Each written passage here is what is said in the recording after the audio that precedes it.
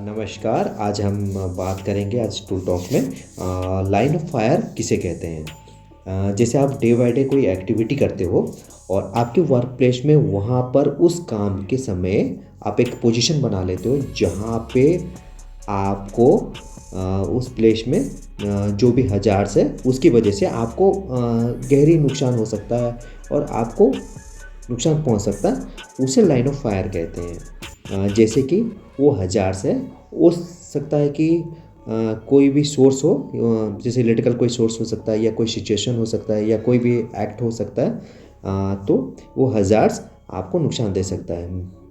मैं आपको विस्तृत रूप से बताना चाहता हूँ, कुछ एग्जांपल देना चाहता हूँ जिससे आपको इजीली समझ में आ जाए कि लाइन ऑफ फायर किसे कहते हैं।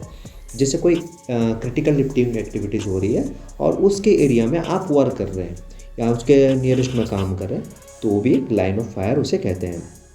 और एक एग्जांपल देना चाहता हूँ। कोई मेटल सस्पेंडेड लोड है और उस सस्पेंडेड लोड के नीचे आप काम कर रहे हैं या खड़े हुए हैं या पास कर रहे हैं, तो वो भी एक लाइन ऑफ फायर में आता है।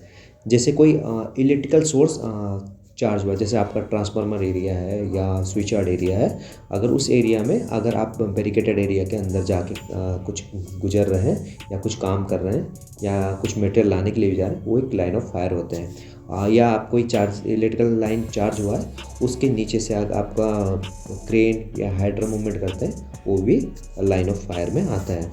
और मैं और एक और चीज़ बताना चाहता हूँ। जैसे कोई हम काम के दौरान, बहुत सारे काम के दौरान कोई सोर्स को बंद करते हैं या बैरिकेड करते हैं, उस एरिया को, बैरिकेड एरिया को अंदर क्रॉस करते हैं, वो भी एक लाइन ऑफ फायर में आता है। तो और जैसे कोई रोटेटिंग पार्ट है, इलेक्ट्रिकल रोटेटिंग पार्ट है या मोटर का पार्ट है, रोटेटिंग पार्ट है, अगर उसके पास में नियरेस्ट में खड़े हैं, वो भी एक लाइन ऑफ फायर में आता है।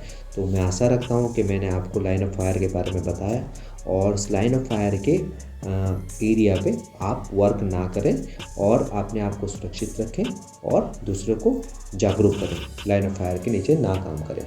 धन्यवाद।